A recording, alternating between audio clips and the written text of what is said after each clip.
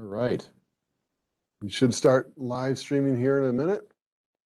And welcome to the Columbus GreenSpot and Conversations, a webinar series created by our GreenSpot Advisory Board. It delves into different aspects of sustainability in our community, and we're planning on many of our GreenSpot conversations. So we have one coming up talking about trees, another one about ComTill. We'll have more than that as well. Today we're going to be talking trash, as you know. If you're not familiar with GreenSpot, I'm going to talk to you a little bit about what that is, and then we'll dive right into the dumpster or dive right into the recycling bin and start at that point. So as you can see, litter is kind of everywhere, but when you have Bigfoot or Bigfoot trash, I forgot what we called him. Trashy Bigfoot, maybe? Bigfoot Trashy? Apparently Sasquatch, or, whoops, sorry about that. Here we go. The Trash Squatch is already taken as a mascot, believe it or not. Okay, I'm not sure why this is, okay, can you see my screen now? I know it's not on, let's see here. We'll just have it like this. So with GreenSpot, and actually anything with the City of Columbus and sustainability, when we talk about sustainability, we really mean we're talking about environment moving forward. So we're doing things to improve the environment, we're doing things to improve the economy, and we're doing things to improve equity or people's lives. So that's when you really have sustainability, that's when we really thrive as a community, and that's what we really aim for, especially with our Sustainable Columbus initiative, which is kind of like an umbrella initiative for all the city's environmental sustainability programs. So GreenSpot is under Sustainable Columbus. So with GreenSpot, it was started in 2008. It really is to inspire, educate, and recognize not only households and businesses, but also neighborhoods and community groups that adopt sustainable practices. We look at 5 areas of sustainability. We look at informing and engaging, or education, conserving and protecting water, conserving energy, reducing waste through reduce, reuse, recycle, and green transportation. And we have over 40 different ideas of how you can kind of green up your home. If you go to columbusgreenspot.org, you can learn more about that. You can actually sign up to be a member. You get really cool things, like you get an advance notice of our GreenSpot conversations. We've also gave out t-shirts to some of our GreenSpot members, taken them out to high quality wetlands called vernal pools. We're going to be taking some of our members out to the Franklin County landfill later this year, as well as ComTill. So all sorts of really cool things. You can kind of see the numbers up there of how many members we have, members that we have. I won't read those to you because you can read. All right, so for our member collective savings, you can see there, we've saved over $13 million in our GreenSpot universe by going green. We've reduced millions of gallons of water, reduced greenhouse gas emissions, reduced pounds of CO2. We all know climate change is here, and what we do as individuals, as well as governments, as businesses, it makes a difference. So if we can address climate change by taking actions, whether that's one person, and you're going to inspire a lot of people by doing that, you'll make a difference. So with that, I am going to turn it over to Aryeh Alex. He is the manager for Keep Columbus Beautiful. You've probably heard his name or seen his face or seen his tweets out there. They have really taken Keep Columbus Beautiful to the next level. And Aryeh, I'm going to switch PowerPoints here, and I'm going to mute myself and just tell me when you want me to advance the slides. If you are watching, before I hand it over, if you are watching on Facebook, you can always type a question in the chat, and we'll try to get to that. I have my phone here to watch for that. If you're joining us via the webinar, you can write in the chat, and we'll get to that as well. All right. Cool. Well, thank you, Dave. It's always a pleasure to be here and talk with you and other GreenSpot members. It's a great program, and I'm so happy to be partnering with you on this and everything else we do here in the Sustainable Columbus realm. So as Dave said, I'm Aryeh Alex. I run the Keep Columbus Beautiful program. I think many people have probably heard about our program. We do fun things like litter cleanups, beautification projects, and more recently, we're really delving into the sustainability space, which I'm going to talk a little bit about today. So a little history on Keep Columbus Beautiful. We've been around for decades. It started out as a litter abatement program and has really transformed into the sustainability arm of our Division of Refuse collection. If we go to the next slide here.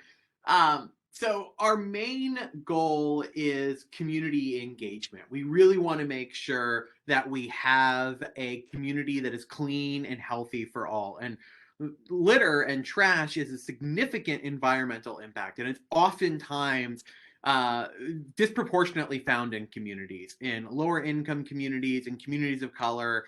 We see more litter and trash, and that's because of redlining and environmental justice failures over the many years that we have seen. And so we're really working to kind of mitigate that and change how we think about this. We also think of it's not just trash, it's not just stuff that goes into the landfill that's sitting on our streets. There's actually resources there. Those plastics, glasses, metals are all recyclable materials that we actually want to divert from the landfill. So it's not just enough to pick them up and throw them away and have them sit in a landfill for hundreds of years, but we want to pick them up and recycle those products.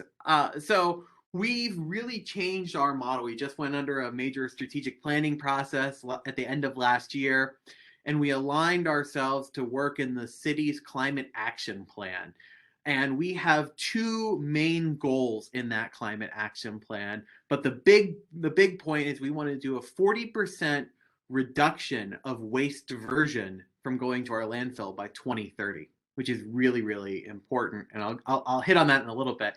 We also want to prevent litter entering our waterways. I think we see a lot of trash and litter on our sidewalks and on our streets and on our roads.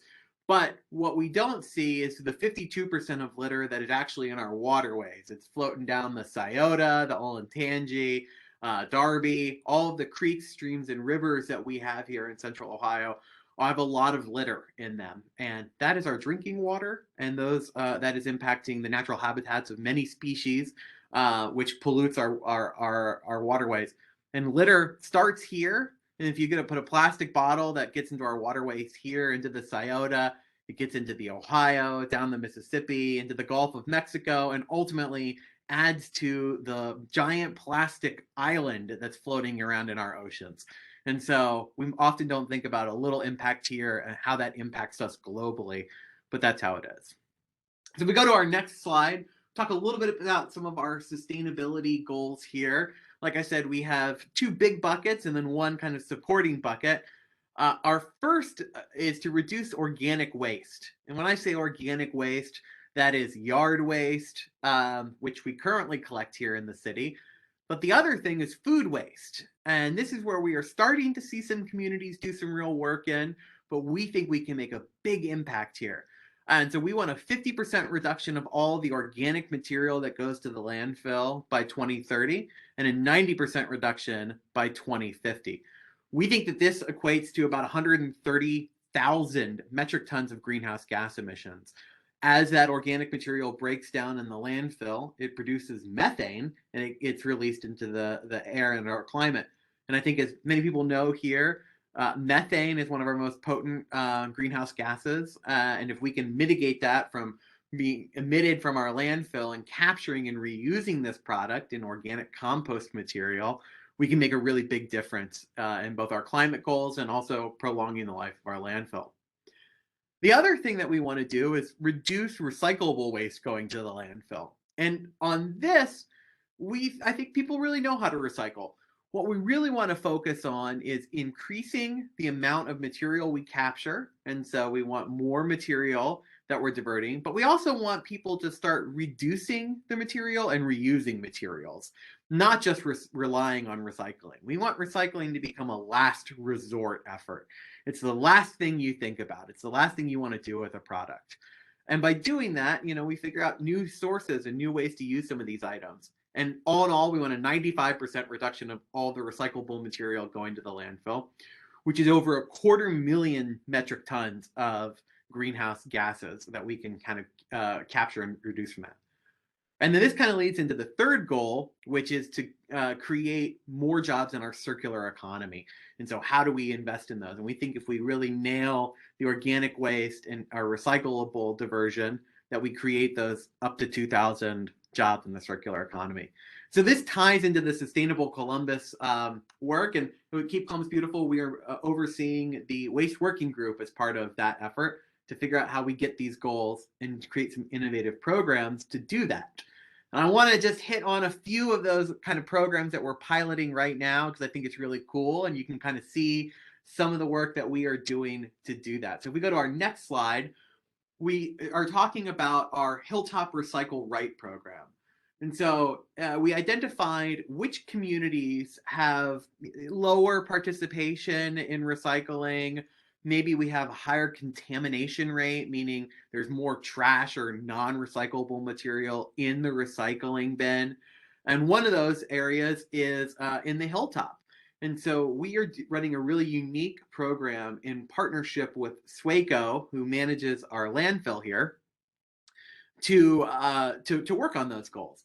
And we did a couple of mail pieces to residents in the Hilltop. We did billboards, and now we actually have what we're calling Hilltop Sustainability Ambassadors.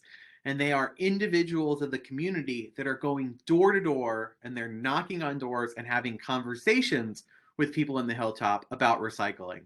We're offering residents new bins if they've lost theirs, so they get a new recycling bin, and we're teaching them how to use that bin, what kind of materials go in there, how to roll it out, when to roll it out, so we can really build some confidence in residents so that they're like comfortable recycling. And so far, we've deployed over 115 new recycling bins into the Hilltop. And we're following up, and we're going back to those residents once they have their bin to make sure that they don't have any questions and can answer that. And we can answer them if they do. And so it's a really, really great program. We're going to be expanding this program into a couple of other communities in the future here this summer, which is really exciting. And it's a great way for us to do hands-on education about recycling. If we look to the next slide here, we're also looking at multifamily units. And when I talk about multifamily, those are apartment buildings. Here in the city of Columbus, we offer residential recycling for our single family homes. And so, you have your little blue cart that you roll out there. But a lot of multifamily and apartments don't have that. And we think as the city and the region really grow, everyone should have the ability and it should be easy to go recycle. And that means if you're living in an apartment or apartment complex, that is an option for you. So we partnered again with Swaco and the Recycling Partnership, a national nonprofit, to test out how we would do multifamily recycling. We got 40 recycling dumpsters, and we've deployed about half of them so far to apartment buildings. And you see a picture here of one of those dumpsters. We not only are we servicing those and we own those dumpsters, which is a first for us, but we are also educating residents. We're going door to door in those apartments. We're giving them recycling totes that they can haul their recyclable materials from their apartment to the recycling dumpster. We're teaching them what kind of materials can go in there. And from this, we're learning a lot of really great information.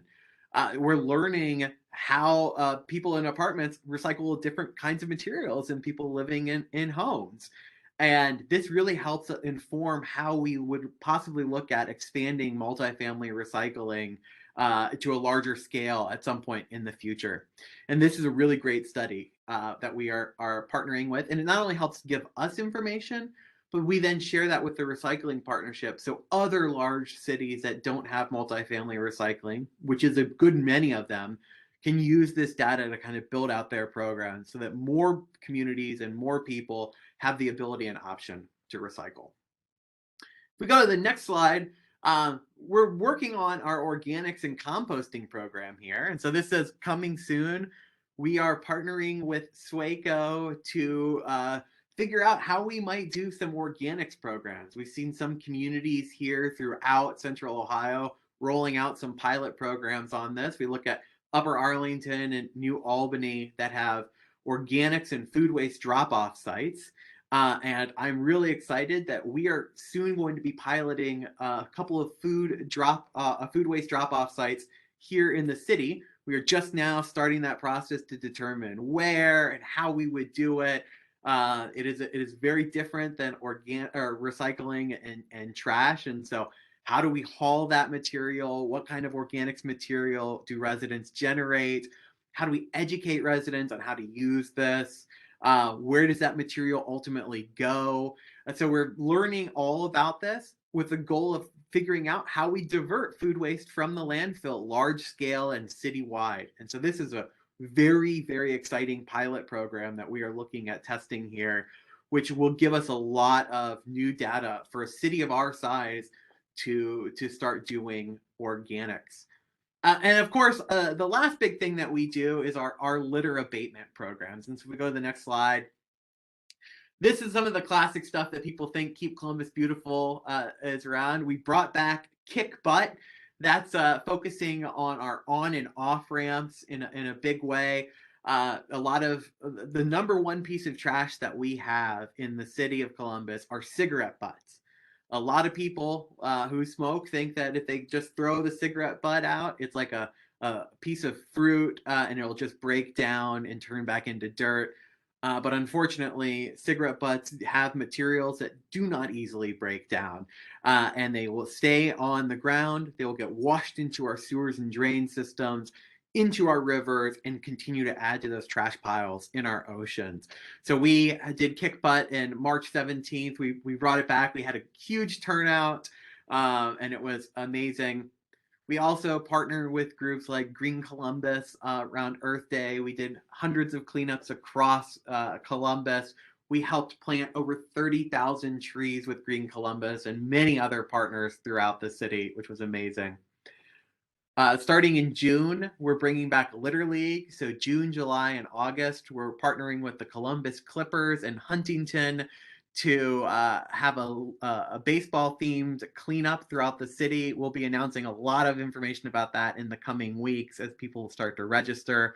It's a great way to compete and challenge other community members, as well as earn some tickets to seeing our Columbus Clippers. A new program for us is our river sweeps. Starting in the fall, we're really going to be focusing on cleaning up our waterways. As I noted, 52% of litter actually is in our waterways, and we need to figure out how to capture that and divert that. And so the best way to do that is to actually see what's out there. So you'll see us in canoes and kayaks going down rivers as we try to clean up a lot of the litter that we see out there.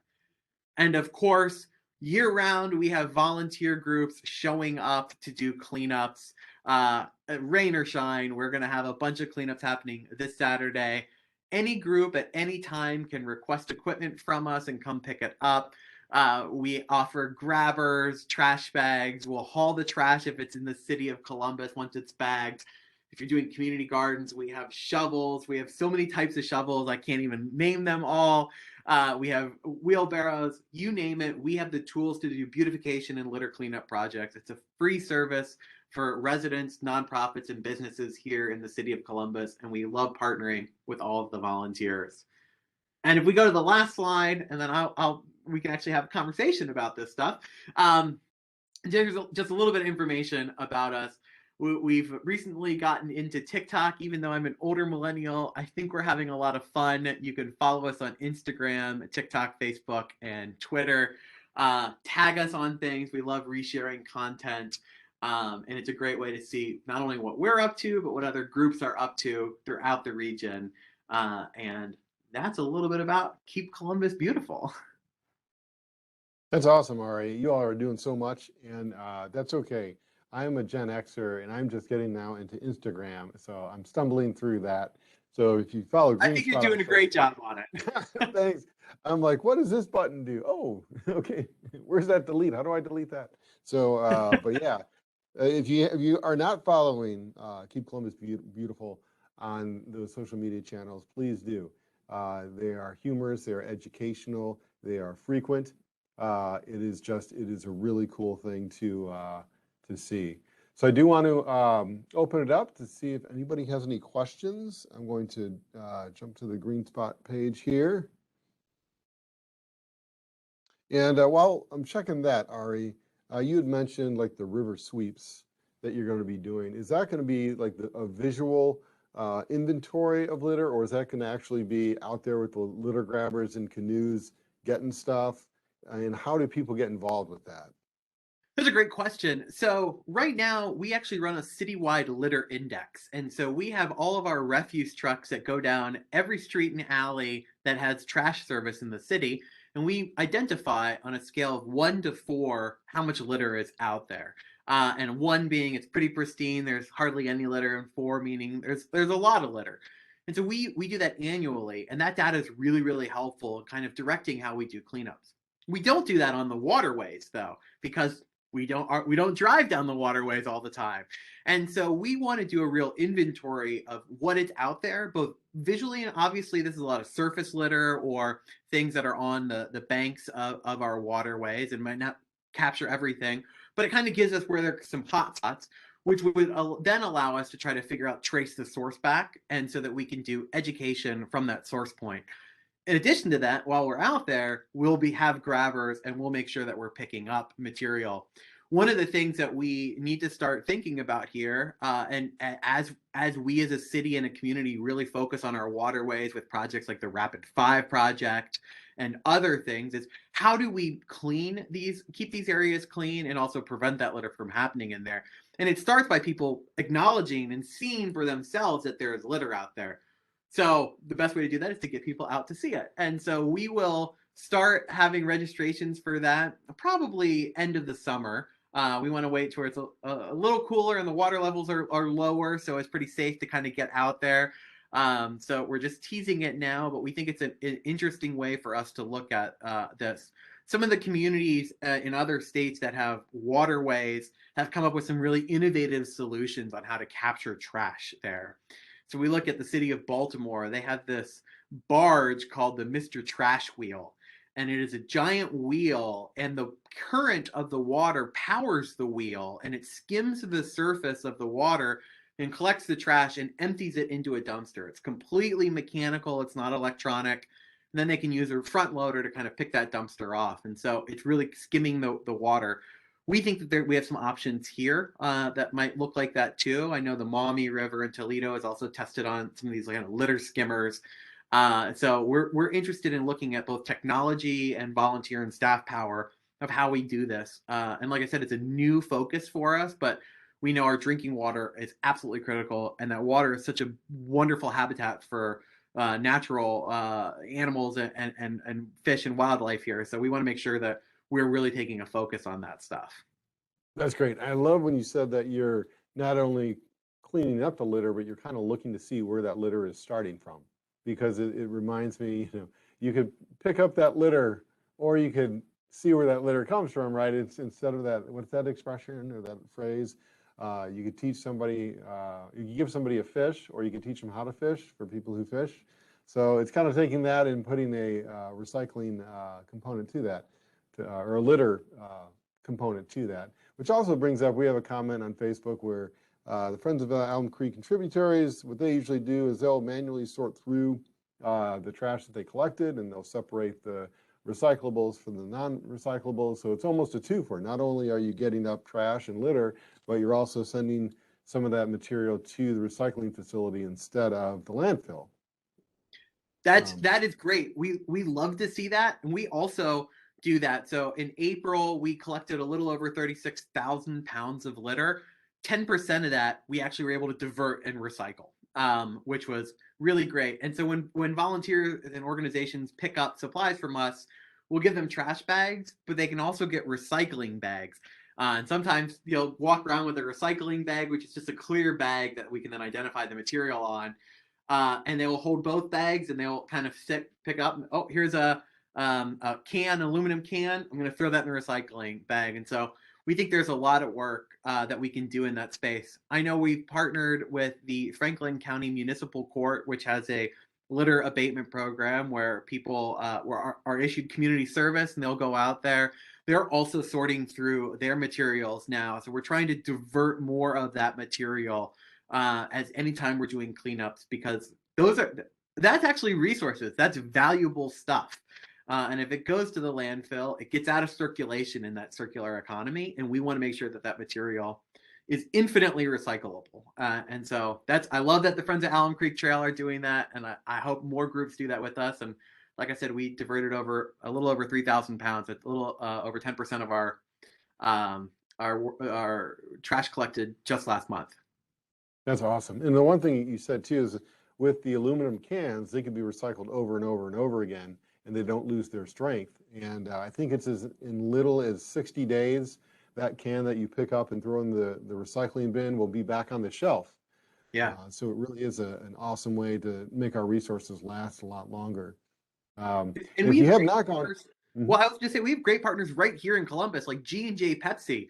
Like they take those cans and they turn them right back here. Like it just stays here in the community. It's not going to another community or anything else. If we recycle aluminum right here, it's bottled again right here, and then people are drinking it right here. It's not there, so there's there's very little transportation. It's not leaving the community, and so those are like really valuable resources for companies and businesses in our own city. you're supporting that green economy, That's right. by doing that. Very cool. So we do have another question. And actually, before I get to this question, I did want to say, if you've not gone to the Franklin County landfill, I know they do tours. We're going to be doing a tour later this year. If you're interested in that, sign up to be a GreenSpot member at columbusgreenspot.org. And we put it out in our e-newsletters that goes out to our 20,000 some members about tours and things like that. It's a GreenSpot benefit for being a member. So check us out. Now we have a question again from Friends of Alum Creek and Tributaries. It's actually many questions. I'll start at the top here. One is, how might we somehow ban single-use plastic bags, styrene foam containers, despite state legislation that routinely pollute our waterways with microplastics? I didn't know if you had any thoughts on that. Yeah, so I think I think as noted, like the state has made that very difficult for us to kind of make some of those changes at the local level. But it doesn't mean we can't work with manufacturers and businesses here, particularly as residents say, we don't want that single-use plastic. How do we get other options? One of the things that is really interesting, we see a lot of like biodegradable plastics and other great materials that are being used. Unfortunately, a lot of those just end up back in the landfill, and they break down quicker than the methane gas capture systems. So we really need to figure out how we can divert those materials entirely into an organic digester or composting system. Another real solution that we're looking at that we've seen a lot of some other cities do are having like a container sharing system. So there might be glass containers or reusable plastic containers that if you go get a takeout, you get that container, and then you take that back to the restaurant when you get takeout again, and it's washed and put back into service. And so a couple of cities have partnered with nonprofits and other businesses to do that. So what it does, it gets kind of in that reuse model, which we think is really interesting. So we think that there are some options that we can definitely pursue and are looking at pursuing here that might not change the law, because we don't have that authority. The other thing is, like, I think this isn't something that just changes in Columbus or in Ohio. We need a full national kind of push on this. We're seeing the US EPA really get in. They have a national recycling strategy now. This is the first time that that's happened. They're really setting definitions about what's recyclable, how things are recyclable. And so we're starting to see some national leadership on this, which will absolutely have an effect coming down here. And I think that's the kind of effort we need, because if Columbus does something but no one else does, those materials are still in circulation. You need large kind of efforts to do that. But in the meantime, I think there's a lot of work that we can do at the local level to reduce the use of single-use plastics in a major way. I mean, I like what you said, because it's taking a look at the long game, right? Federal legislation usually moves pretty slow. Even at the State House, sometimes it moves slow, or it goes in a way you don't want it to go, right? And so at the local level, it's when you're shopping at your grocery store and you go to the same grocery store. If you're like me, you're a creature of habit. I have like about 3 grocery stores I hit when I go out and do my grocery shopping, and they know me at those places. So it's like, maybe I need to have a conversation with them about reducing the amount of plastic bags that they have, or some type of incentive program to encourage people to bring their own bags. There's one, I can't remember, this was in another city, but they randomly chose somebody who used the reusable bags, and they had like this big like celebration for them, and they gave them like gift cards and things like that, all because they brought their reusable bags. So it's definitely a way where you can make it fun Yeah, to educate folks about it. And yeah, like with the state, I know there is I don't know if it passed or not, but to ban the local bans on like grocery bags, plastic grocery bags. Um, so it's like you could try to do that approach, but if the state is just going to ban the bans, then it's like, what's that next step to get right. the desired result? One of Um, the things we've seen a huge increase in like plastic cutlery and to-go containers as like the pandemic happened. So we've seen a lot more of that in the waste stream. And I mean, there's some easy things to ask restaurants to do. And I think as customers, you can ask your restaurant to say, hey, instead of just giving people plastic cutlery, make them ask for it, or even charge them for it and say, hey, do you want plastic cutlery? It's 25 cents. That ultimately saves the restaurant money as well as reducing the amount of litter. So there's some like low hanging fruit that we as consumers and customers of these businesses can ask to do. I know companies and corporations like Kroger are phasing out plastic bags, and they've set a goal to do that. And I think when you see kind of large market leaders doing a lot of this stuff, that others follow. And so I think we're in the right path, but I definitely think more advocacy and more things that we do as individuals can really expedite that process in a big way. You mentioned the compostable materials, and it's important to understand. I think I got this right. Like, if it's compostable, that doesn't mean it's recyclable. Like, That's right. they're different things. And there are a couple services, I think 2 or 3 services in Columbus, where you could sign up for a subscription where you could either drop off your compostable material, or they'll actually come out to your house and pick up the 5-gallon bucket that way too. So while the city is looking at composting and drop-off locations and things like that, there are things you can do now. So again, it's almost looking at the near term, the medium term, and the long term of what you can do. And even buying compostable materials, you're supporting the compostable well, materials, right? So that's always a good thing. So we do have another question. This is again from Friends of Elm Creek and Tributaries. Uh, Lovingly known as FACT, right? One thing, real side note, with here in Columbus, we have great watershed groups. They have great acronyms like FACT. You have the Friends of the Lower Olentangy Watershed Flow. I think there's some others out there I'm drawing a blank on, but those are the ones that always stick out to me because their names are pretty cool. But what are recycling programs for commercial businesses, restaurant, bars, churches, etc.? So I guess, does the city have any plans? And I don't know if other cities do this or not. I don't think they do, but are there any plans to offer recycling to businesses?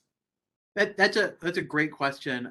So in the city code, we're under what's called Title 13, which is the Division of Refuse Collection.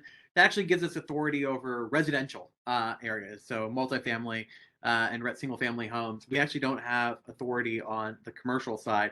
But SWACO, the Solid Waste Authority of Central Ohio, has a wonderful program to work with businesses, nonprofits. They will work to they have grant funding, and they will also work to establish great recycling programs and connections. There are several private haulers that do recycling here in Central Ohio, so there are a lot of options. We do run a very small pilot program called Recycling on High. And on North High Street, we really look at bars and restaurants that generate glass waste. Bars generate a ton of glass with beer and wine bottles, and so we work with those select number of businesses to capture that material and divert it from the landfill. So that's one of the things that we have done, but that's on a one-off instance. But we always direct people to SWACO. They're a wonderful partner, and they do some really, really great outreach and have materials for businesses, restaurants, nonprofits, all those groups. We would highly encourage anyone to kind of look at their stuff on their site, which is just really full of educational materials. Yeah, and it's one thing too with businesses or even households, you can do a visual audit of the waste that you generate. So maybe you just have like a piece of paper above the trash can, and you have different categories. Paper. Well, paper should be recycled, so scrap that. But you have food, right? So whenever you dump food in the trash can, make a mark on that. Or maybe it's sometime I'm trying to think of the other food waste or the other waste that folks would generate. Maybe it's something that can't be recycled. So maybe make a mark on that sheet then, and that way you can kind of know like, okay, I need to do a better job of maybe reducing the amount of waste I'm generating. So when I go to the grocery store, I'm not buying that fruit that is on a styrofoam tray wrapped in plastic. I'll just go for the fruit that's out there, and then I'll wash it real well when I get home. But you could start small like that. And then like when you go out to restaurants or takeout, even if they do have styrofoam, I have a couple favorite restaurants and cafes I go to. And I'm not going to say who they are, but I have talked to them about, can they move away from the styrofoam? They say, they're looking into it. But the more people that say that, they're going to look into it a little bit more, a little bit quicker. So always be vocal, always be polite when you're encouraging a business to go green. Also on the individual front, I mean, the best thing for somebody, or the best thing to demonstrate to somebody else you can be sustainable are their friends. So if I'm doing something, my friends will see that I'm doing something. They might think I'm, a little bit off my rocker sometimes, but when it comes to sustainability, I'm kind of a source of information for them. So what I do, they'll see, and they'll be like, I didn't even think about doing that. I didn't think about like just buying a bar of soap that's not wrapped in plastic or in cardboard wrapped in plastic, because you're going to have the biggest influence on your friends, more so than anybody like at the city or the state. So it really is like the individual level. So there was another question. Did you want to add something real quick? I think the Ohio EPA runs a really cool program. It's called the Sustainable Marketplace, the Sustainable Market, Materials Marketplace. And it is so if you are a large scale business, let's say you have a bunch of pallets or extra boxes or some weird piece of plastic in large quantities, you can post it for free on this website and see who else might need it in the state. And it's a great way to divert that material. We've used it for pallets. We get a lot of materials on pallets, and they're wood pallets. We don't want to chuck them. So we'll post them on there. Nonprofits and other businesses will come and take them because they have some value, even if they're broken. And so it's the Ohio EPA Materials Marketplace, and it is a wonderful free resource to either get material or to trade material on there and kind of divert that from the landfill. And that's for businesses only, right? At least right now. Well, businesses, nonprofits, yeah. Nonprofits. So I feel as long as you're like a non-individual, it's a great way to kind of direct people, especially like warehouses that generate some kind of waste that might have value somewhere. The Ohio EPA is playing matchmaker. That's right. That's awesome. It's a really cool site if you ever want to browse it too. You can kind of see all the stuff that people are getting and have value to them. Yeah, and that reminds me too, like there are some free cycle forums out there on Facebook. A lot of times people will post to their neighborhood Facebook group that they have, X that they're trying to get rid of, or maybe they try to sell it on the marketplace. But there are other ways to get rid of things too, or maybe even having, maybe once a month, once every other month, you talk with your friends, or you have a email chain going of like, I have these things I want to get rid of. Can you use them? I have that CD from Air Supply from the 1980s. I'm really done listening to that. Does somebody want that? I think that was the name of the band. I never listened to them. But anyway, so we do have another question here. Fact is asking, is there any thought being given to having, sometimes you'll have signs that say construction workers ahead. Any thought to having signs that say like litter cleanup or cleanups ahead, some volunteers ahead, something like that? Yes, so it's a real safety issue. A lot of our streets are pretty busy, particularly ones that have a lot of litter on them. we are actually working with a sign shop here in the city, with a city department, to create some cleanup ahead signs. So we'll be able to loan those out as one of the many tools that we have available to cleanup groups. So hopefully, I haven't seen the mock-up yet, but we are definitely moving forward trying to get some more safety gear beyond the safety vests that we offer for protection, particularly on these busy areas. So those will hopefully be here sometime this year, and we'll be excited to loan those out to volunteers and volunteer groups. Awesome. I wanted to mention there was a cleanup this last Saturday, almost a week ago. It was Cleaner Columbus that you all were there.